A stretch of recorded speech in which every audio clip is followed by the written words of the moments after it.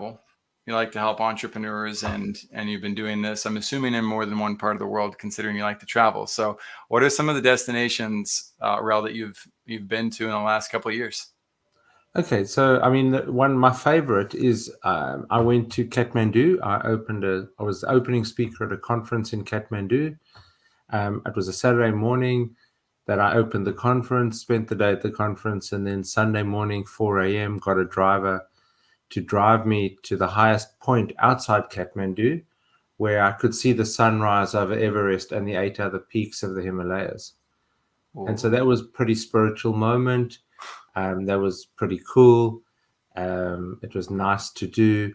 It was just, it's one of those bucket list experiences where you go, the only thing I could have done better was flown over Everest, and there were flights that I could have done at that same time, but I just went, being in the fresh air, in the middle of the forests and it was an interesting spot because they had a metal platform, which is quite rickety given the construction standards in Nepal. And it would have been 20 meters high. And you climbed up onto the top of that, on top of a mountain, and you got this really 360-degree view of all the peaks of the Himalayas.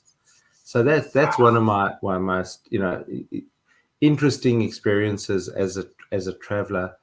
I was doing some work in your part of the world, in a small town called Tula Vista, right on the Mexican border.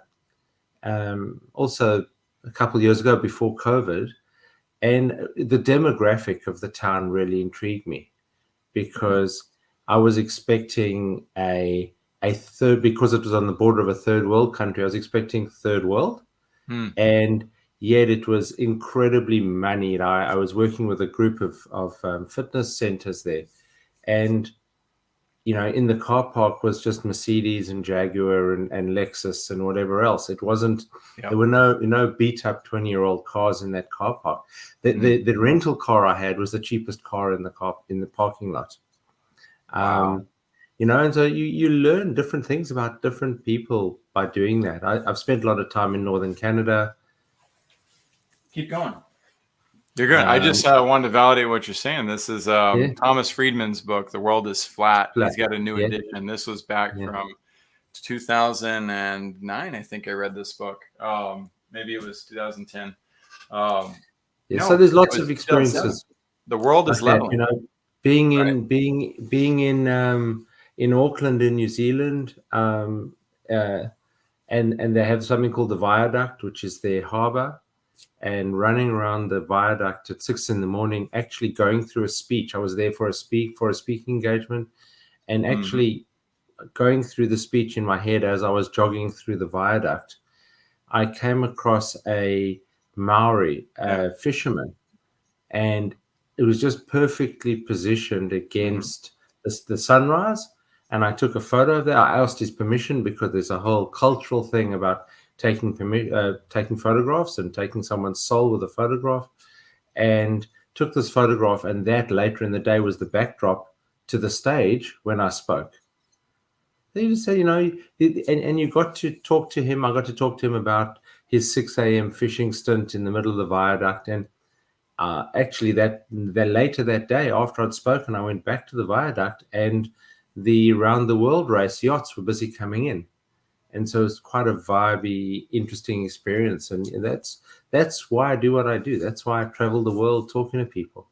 That's nice. That's awesome. And that, it is neat to see the different perspectives that exist out there. As we get ready to transition and talk about the vision that you have and where you're going with what you're doing.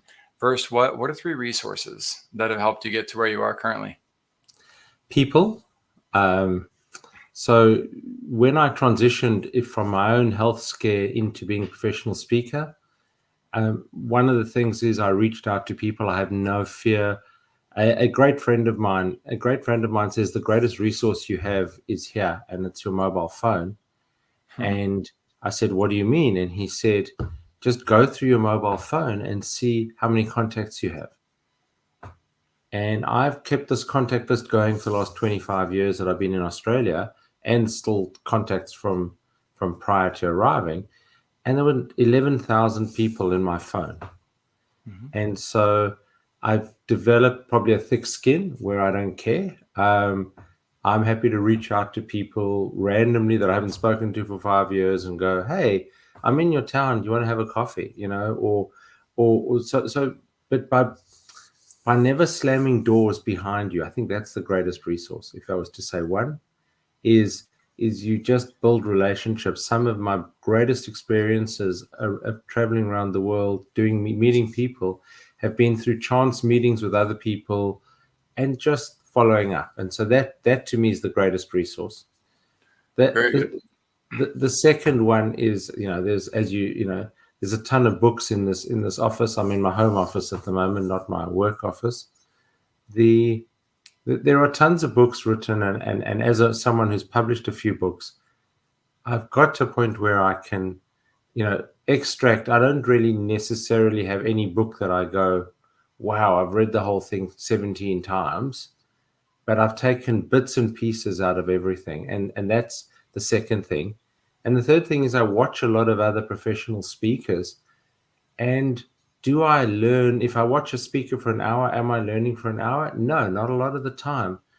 And a lot of people go, oh, no, if I'm not learning for an hour, I'm not going to do it. Well, no, if you can get 2 minutes of value in that hour that's going to make you a better person, do that. And so that's why I had a teacher at school who said, you got 2 ears and one mouth, listen more than you speak. Yes. And so that is just about listening to people. I'm an auditory learner, visual learner. I can sit in a 2-day conference and take half a page of notes, but 6 months later, I'll quote back to other speakers what they said. That's just the way my brain is wired. And so, yeah, that's the resource. It's just about being open to learning. And it's taken me to close to my 60th birthday to actually become coachable. So a lot of people are not coachable. A lot of entrepreneurs that I work with have massive egos that get in Would the I way. be at fault if I said I can see that? Sorry? Yeah. Did you take that well? In my book, in my first book that I published in 2018, I make the comment in the opening chapter that says sometimes in my life I've mixed up confidence, overconfidence, and arrogance. Yeah. And it's taken me till this time in my life to actually learn how to be coachable, learn how to take advice from people. And that's probably the fourth of those things that I'd give people is learn to be coachable early in your life, because I would have been a much different person if I'd taken advice early on. Yeah. That's a beauty of the virtue of self-assuredness, right? But the vice of arrogance and how close they can be. Yet it's funny, even our virtues can get in our way, right? There's times to be self-assured and there's times to be a little bit more humble, which doesn't mean submission. It means appreciation for other perspectives. So well said, Rael. I like that a lot. So people, books, and watching speakers, fantastic advice. We're going to come back and we're going to dive into Rael Bricker's vision on traveling, entrepreneurship, and he'll unfold a lot of the experiences that have got him to where he is, so that we can help you take your vision to the next level. All right, welcome in to Vision Pros Live with Jackson Calame. I'm your show host. We'll be doing interviews for visionary entrepreneurs and guest leaders who are building fantastic visions out there.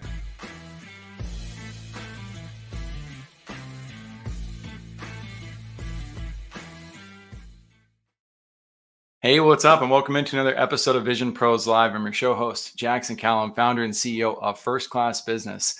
I'm excited to have Rael Bricker on today. We're going to be talking about his incredible depth of cultural wellness through his travel experiences and entrepreneurship. And our mutual goal will be to inspire you to perhaps consider what travel opportunities you have ahead and maybe take that leap of faith, but also to consider what other types of pros and cons exist in relation to nomad lifestyles and having a set station. There are pros and cons to being part of a specific community and staying in the world you were born within, and also maybe picking up your roots and going and checking life out. I think it's very important for us to discuss, given that most of the world gravitates towards one or the other and doesn't want to look at the cons of what they choose. So we'll be diving into that hard and heavy.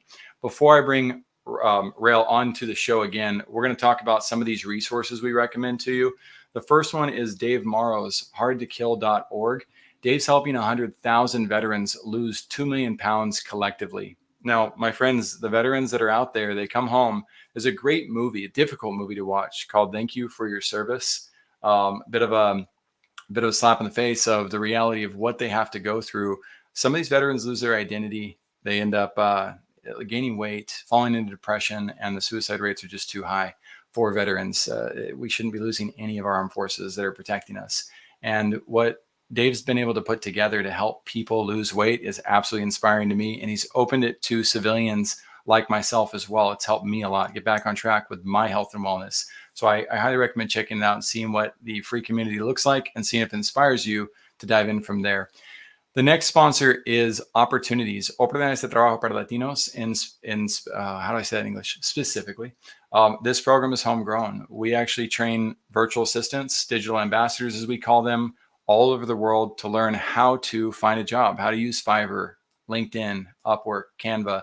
A lot of them don't even know that exists. So my hope with this is if you know a Latino leader that would be interested in sharing their message, send them our way, because we have a Spanish-based podcast as well, and we would love to host them and inspire the world.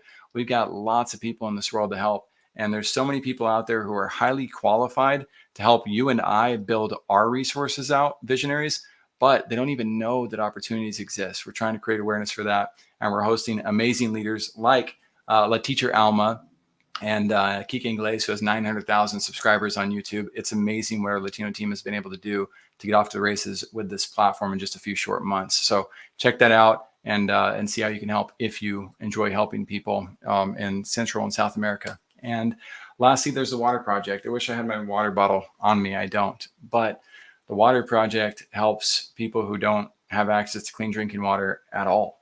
I've never been thirsty in my life. Not truly thirsty. So when I came across this, I had to really meditate on what this could be like. What would it be like to have my kids have to leave school and walk a dangerous 3 to 5 miles to potentially find water for their community, or to have to leave work to go get water to make sure that I could do the laundry that night or feed my family.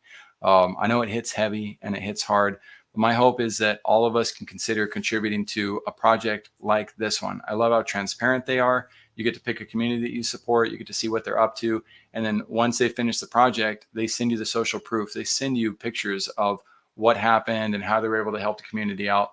When I see these kids celebrating water like my kids celebrate Christmas Day, it hits all the feels. So if you're not in a position to financially give back to the Water Project, my other hope is that maybe you'll just bring this up in conversation with a friend. Maybe you'll consider sharing this with somebody, tagging them on it, and not us specifically. I'm talking about sharing the Water Project. We got 8 billion people to help in this world. So let's dive in and do that together. Without further ado, let's help all of you guys with your visions. Rael Bricker, welcome to Vision Pros Live. Thank you, Jackson, and still happy to be here and having this conversation. And just, can I comment on one of your sponsors? So something goes back to when I was a 21-year-old or 20-year-old at university, some 40 years ago. In one of our years at university, we were given a project to do, a group project, design a water system. I grew up in South Africa.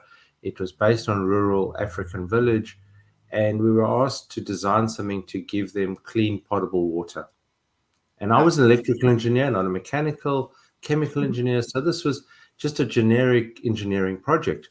And I remember that some of us went a bit overboard and running, $4 million worth of electrical cables to this village to run pumps and everything else. And one of the teams that actually won and had the best solution took a bicycle and put a pump, and literally the local village could take turns at pedaling this bike, pump water, and it had a filtration system that worked on pressure. I don't remember many details 40 years later, but it was an incredibly innovative design for the problem of fresh potable water, or at least potable water that's drinkable in rural communities around the world.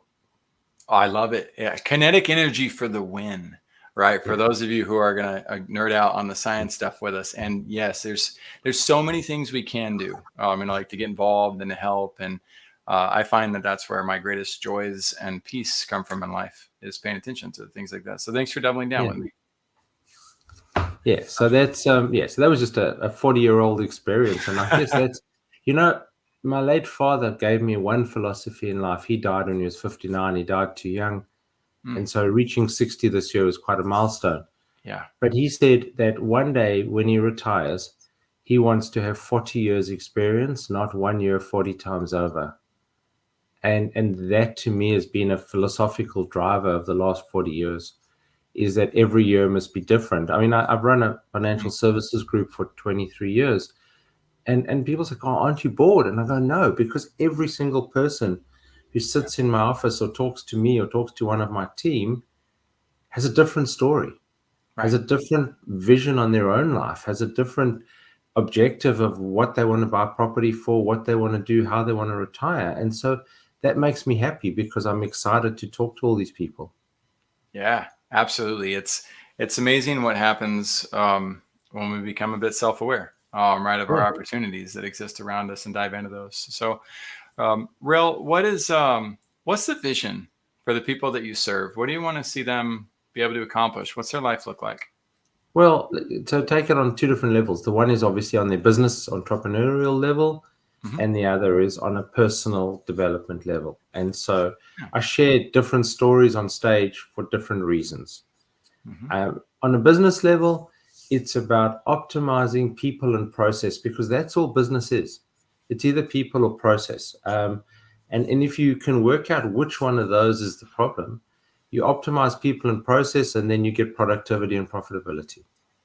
The back of my first book, the one published in 2018 called Dive In, says business is not complicated. Business is simple. Just dive in and adjust your course while you're moving. I'll challenge that, and here's why. I Perfect. love it. I love the simplicity, because the human body, right, is so simple that my 3-year-old can draw it. Right? It's that simple and easy. And it's also so complicated that a doctor can study it for 40 years and still not scratch the surface of understanding it at the nth degree. And so while I agree that business is simple, I think one of the greatest traps that people fall into is they overgeneralize and oversimplify the reality. And they say, well, he just said fix the process, and I feel like I fixed it, so why isn't it working? And it's because they're looking at that without the context of the reality that, if you've got a restaurant, right, and I've got a recipe book, 300 recipes, maybe even 5 recipes, all simple, easy to cook, right? But I've got to deliver it at the right time, at the right temperature, to the right person, have the right host team member greet them. I've got to have the spoilage. I got to be aware of that, the costs associated with it. So no, it is simple, but it is far from easy, and it's complex. Well, yes and no, and I'm gonna challenge you on that one, because I'm excited for it. Yeah, what I mean by business being simple is that I get entrepreneurs coming to me for advice as a coach, as a mentor, and going, "I'm on spreadsheet number 27, and I think this business works." And I go, "That's 26 spreadsheets too many." Okay, because at the end of the day, if you've got a vision of your business and whatever that may be, it doesn't really matter. As long as you have an intrinsic belief that it's going to work, you go for it, and you don't overthink it. And I've done that lots of times in different businesses that I've started. I've not overthought it. And so when I say business is not complicated, it's about that overthinking it. We overthink it. We go, "Oh, we need to build a $2 million IT system, and whatever to start." No, you don't. I mean, I think in the current world, interestingly, in the venture capital space, the concept of an MVP, and that's not the most valued player, that's the minimum viable product, right, has changed the mindset. Because, 20 years ago, entrepreneurs would go off and spend 2 years in a bunker or sitting in the hills developing their product. Yep. Today, they're going for a minimum viable product and going, how do we put this out there in the market to see if it works? And if it doesn't work, let's change it. And so that's philosophically where I come from with entrepreneurs is correct. Is do it. If it doesn't work, change it. You Yeah, there's know, a very just change important, adjust your course. Don't stick head down in the sand yeah. for 2 years because you're going to be dead.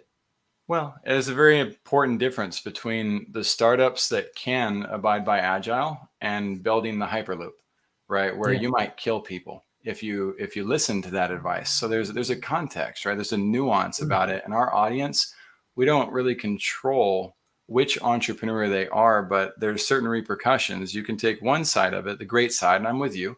Elon Musk sold 180,000 cars from stage that wouldn't exist for 2 to 3 years. It was the most brilliant vision, culture, marketing play I've ever seen, right? And in addition to that, somebody else tried to do the same thing with an event. His name was Ja Rule, Yeah. and he also got a documentary featured on him, and he went to prison because he couldn't fulfill the vision that he Yeah. laid out there. So we still have they have to balance the idea of, okay, agile matters, waterfall matters. We as entrepreneurs, you can overthink it, but you can also step in a Lamborghini, hit the gas pedal, and find yourself in a brick wall before you know it. And if you've got a family to protect and provide for, we need to be aware of that too. There's Yeah. an and here, not an either, in my opinion. Oh, absolutely. There is, and again, I see lots of entrepreneurs coming up with, brilliant ideas. Um, but at the end of the day, when I talk to them and they go, okay, this solves this narrow problem. I mean, there was in my very first business I started, we used to do something called functional benchmarking with clients. Sounds really technical. And all functional benchmarking meant was, if you want to benchmark your business, benchmark it not against your competitor, because then you're just doing more of the same. Mhm. Benchmark it against a narrow vision of somebody who is doing something specific. So the classic example we used to use at the time was, if you wanted the best micro billing system in the world, right? Micro billing, for a whole lot of reasons, was an emerging technology at the time. Mhm. We said, go to American Express. Look at what American Express do Right. as a micro billing business Model it. for that part of your business. And that's what functional benchmarking is. You benchmark different aspects of your business against the best in its class, Yep. not necessarily your competitors. And there's the book Correct. that I didn't actually realize I was doing it. I was quoted on their website. There's an article of mine um, on their website, and it's finding the blue ocean. Mhm. Okay, and not competing in the red ocean. And if you go to the Blue Ocean website, there was a blog I wrote that they've requoted on their website, and there's a chapter in the book called "Finding Your Blue Ocean," Mhm. and that is literally about finding that narrow niche outside the mass market, where you can establish yourself on one dimension or two dimensions, not 20. You know, it's interesting. And again, I get to play the devil's advocate on these, right? I get to play the color commentator, and it's not because I don't. One, let me highlight that. I love the functional benchmarking process. That's a great way to put it too. I will be giving you credit as I talk about that with clients. I didn't realize how close it was what we were doing to what you said. And the challenge I face with clients on that, we're going to circle back to this blue ocean though, because this Yeah, matters a lot. I believe in the red ocean more than the blue ocean, actually. The the process of functional benchmarking, I see a lot of clients do that, and they get addicted to believing that, oh, we're going to be just like that entity on day one. I'm obviously being a little bit yeah, exaggerative on sure, this, yeah, but or they say, you know what, we're going to, these are the industry benchmarks, we should be at the industry benchmarks. Hey rookie, you just got to the industry, you've got no yeah, shot at hitting their standards. You need to first have the infrastructure that all those bad boys created before you're ever going to compete with them or the elites. And ideally, yeah, we would actually surpass and build beyond. But the BHAG process, right? Big, hairy, audacious goals and trying to set the standards in life, and the SMART goals, I think they kind of overlap and can go hand in hand.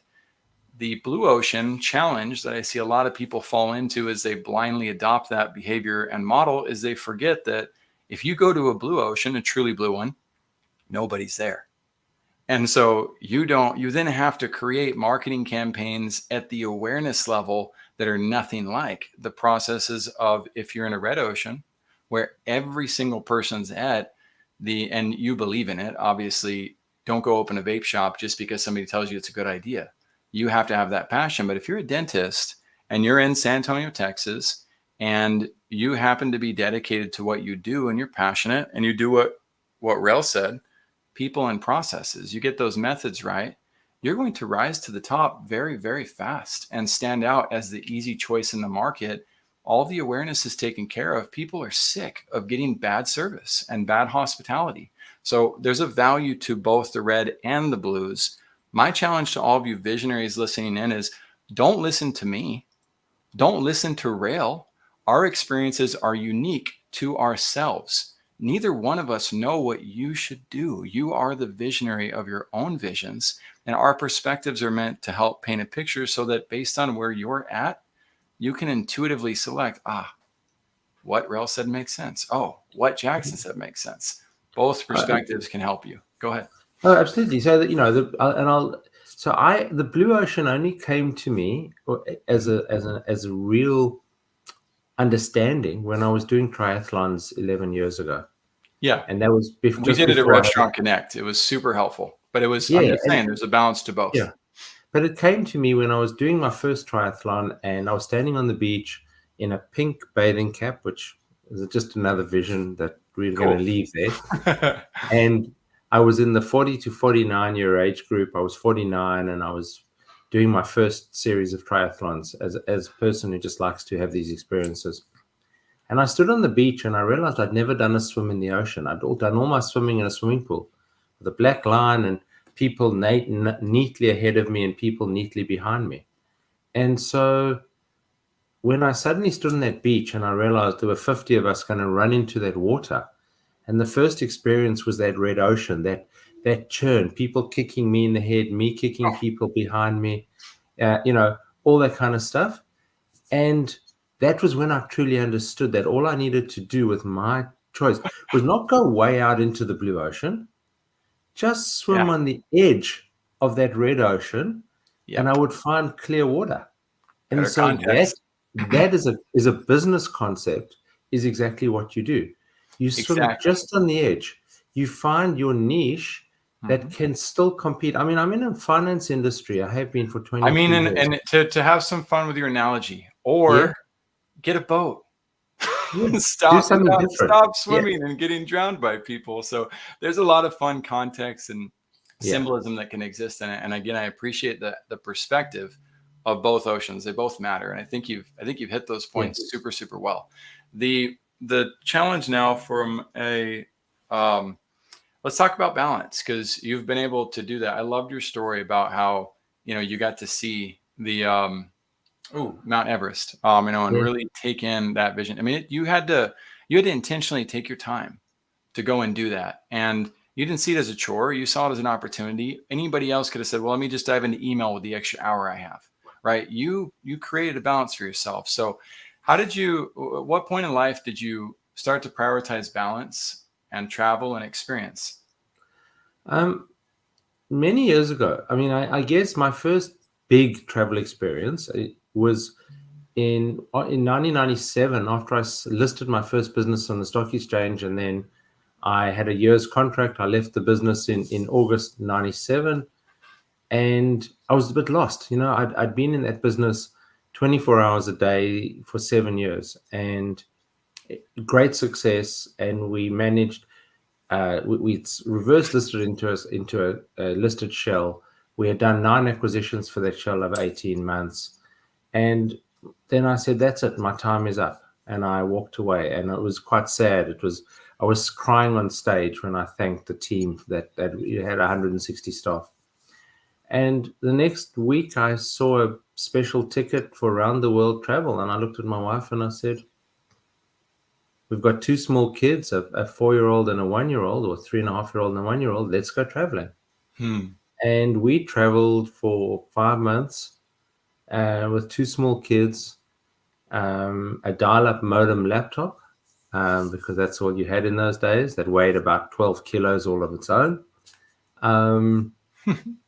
A mobile phone that, there was no roaming or anything like that in those days. And, You had to get SIM cards for different countries. It was quite interesting, but the experience of traveling the world at that age, a lot of people do that round the world trip when they're retired and they're 65 or 70. I got to do that when I was in my 30s. And it was an amazing, eye-opening experience. We did 22 flights over that 5-month period. Went from South Africa through Europe, to the US and back through Australia. We were still living in South Africa. Left South Africa with about 80 kilograms of luggage. We traveled too heavy in those days, and arrived back with 160 kilograms because we acquired stuff along the way and extra bags. And it was quite funny. As we got to Europe, I rented a small Fiat because we only had small bags. By the time I was in Australia, I was renting 4-wheel drives just to take our luggage. Yep. So, dude, you were a digital nomad pioneer. Yeah, very. I mean, I'd like to think so. I mean, I have a tech background. I have 2 master's degrees. One of them's in software engineering, others an MBA. And I did both of those in the 80s. So I don't call myself a software engineer anymore. Mm-hmm. But I've always embraced as technology. And so in 2001, as an example, or 2000, we were traveling the world with a venture fund that I was with in Australia. We're just listed on the Australian Stock Exchange. We did a trip through Israel looking at startups, and then we went to the Valley, to San Francisco. And we were still actively trading shares on the Australian stock market 20-odd years ago. And I had a laptop, again, with a worldwide dialing thing that gave me local access to the internet on dial-up modems in any country. And so I'm going to dive into some meat here because I got you. So that was the early days of. And here's why, guys. As you're listening in, I'm not cutting Rael off because I don't like the story, but because he shares this type of stuff on all the other podcasts he's on. He gets to talk about all the lovely and the rosies, and what I'm catching is we got a depth of wisdom to be able to dive into and truly learn from. I also did the digital nomad lifestyle. I ran into the pros and cons. I don't see hardly anybody on the planet talking about the cons. Why? Because it's easier to sell what's attractive, and it's easy to sell what's easy. But what I think we have a responsibility to do is also help all of you considering that to understand, like, well, what are some of the things we should watch out for if we're going that route? What are some of the things that we can prepare for that some of the some families out there may take for granted about travel with young kids, or how it affects a husband and wife to be around each other 24/7. Right. There's different, I don't know what your life was like. I know what mine was, but Rael, what kind of wisdom can you grant us about maybe some of the things we overlook as we get prepared to follow your steps? So, I mean, my kids grew up traveling from a very young age, and we were lucky, I guess, that you get onto an airplane and you see the kid open their mouth and scream for 4 hours. My kids were never like that. Huge blessing. And so we were lucky. Okay. Me too. But part of it was the calmness that I guess my wife and I exuded. Like, we were never stressed, except for one time where we landed in Chicago and didn't realize there was a time change and had to sprint from gate 1 to gate 20 to get the kids and us onto the next plane. But that's just part of the experience of doing it. Yeah. You know what? So we were fairly chilled, and we stayed in each place for 5 to 7 days or even longer. So we managed to establish a base. The first thing we did in every town and every city we went to, whether it was in the small island in Greece, or in Beverly Hills, it doesn't matter. The first thing we did is we got to our hotel or our apartment, and I went out exploring, or foraging, as my wife used to say. And I used to forage for things like, not really forest foraging, just as a shop foraging, things, the basics that we needed in any town. So our kids, needed, milk to drink, because they grew up on cow's milk, not formula. Okay. Mm-hmm. So we'd go out and buy fresh milk and cheese and crackers and snacks for the kids. And then we would often have, I remember quite distinctly, a number of hotel rooms going down to reception or asking reception to send us some towels. And we would have a picnic with 2 small girls on the floor of the hotel room, overlooking the patio, overlooking the view, whatever it was. And that's how we would kind of relax. And then, we had a double stroller pram. And so that was one of the best things we ever did for traveling with kids, that both of them could be in the stroller. And interestingly, the one we bought in London, you could take straight into a black cab with the two kids in it. You didn't have to fold it up. It was the only city in the world where you could take the kids in the stroller straight into the taxi, and you didn't have to worry about it. That's cool. That's just a little, and it was because Those are the it little wasn't. details. They make a pretty big difference.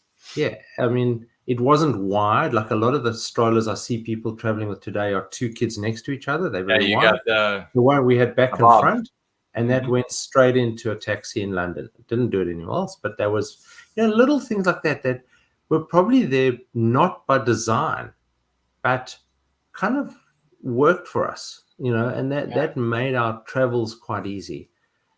Mixing Is it up. fair to say that you seem like you live in the moment, like you're very present and centered, and I think that does contribute a lot to being able to manage the flow of events. Is that something you discovered pretty early on?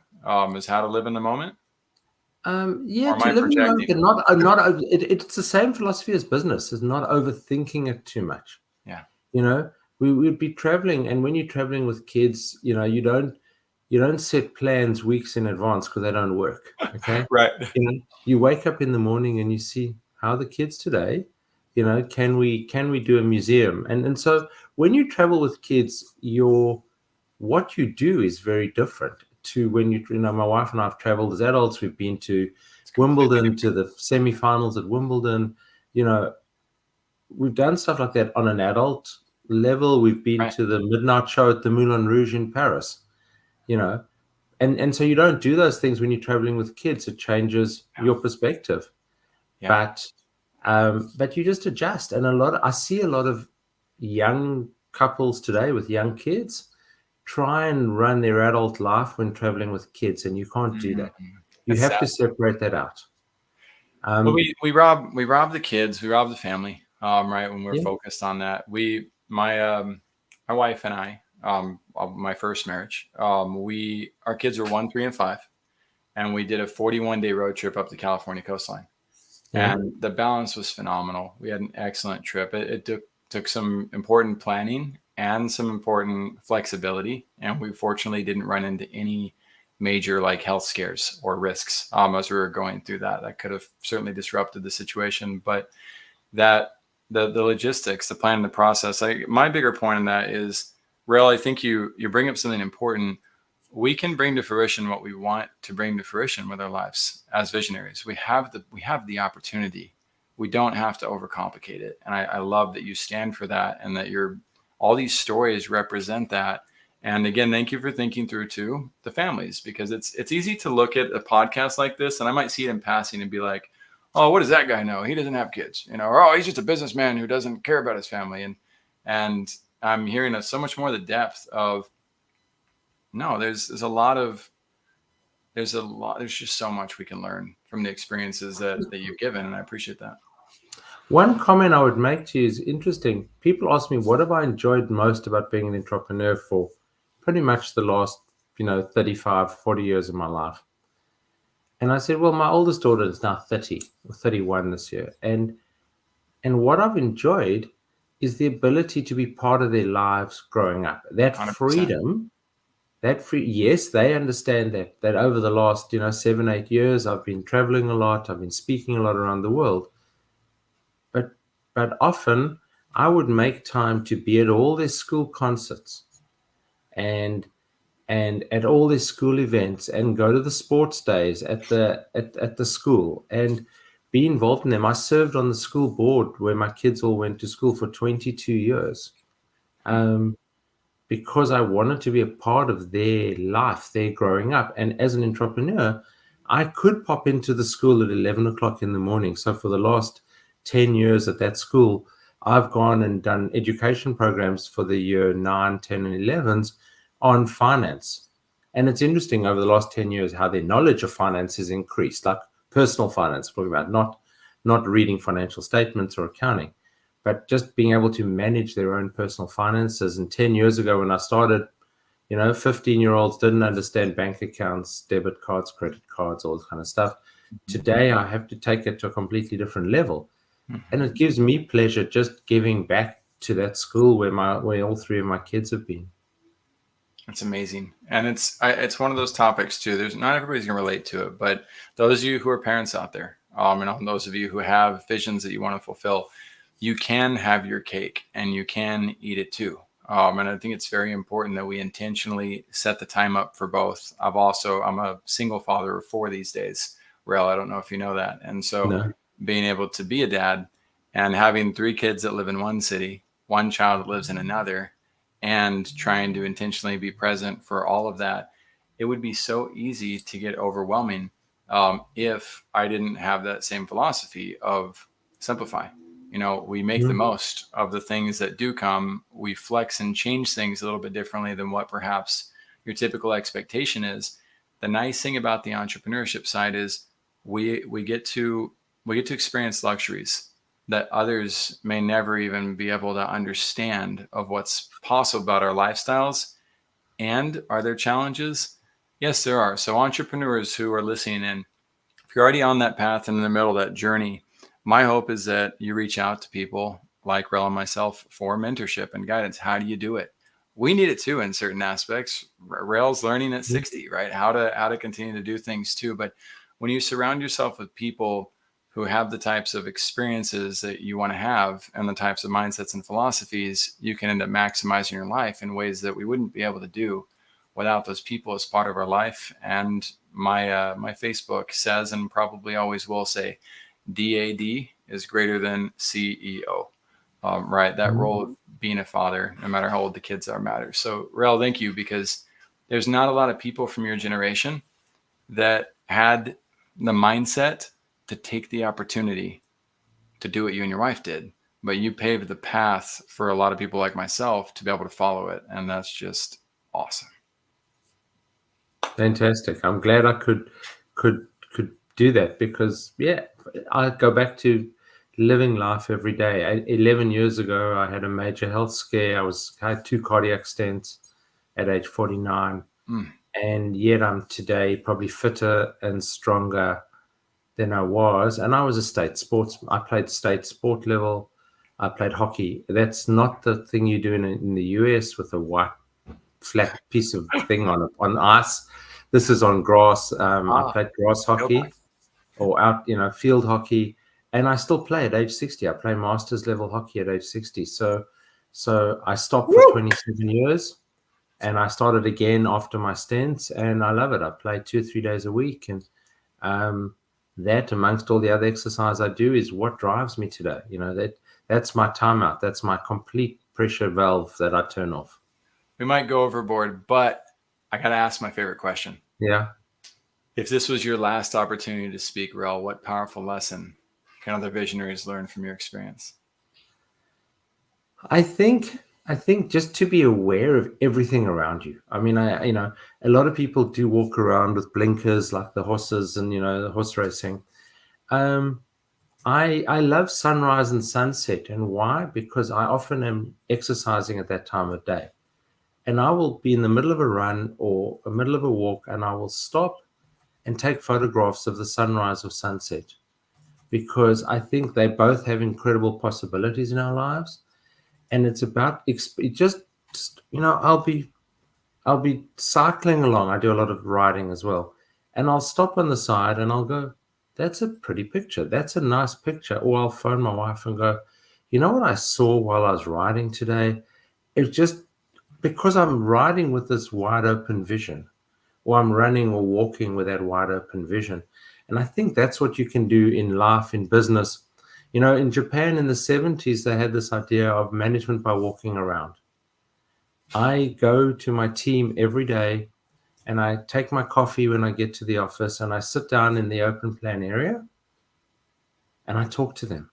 I ask them how their lives are. I'm already getting messages. We're recording this at 7:30 in the morning here. There's messages from my staff. One of them said she's not feeling well. She's not coming in today. She'll work from home. But I'll walk in and I'll check up on everyone. I haven't messaged her back because the message came through while we're recording. But, that kind of thing, I will sit there and say, what problems are you having today?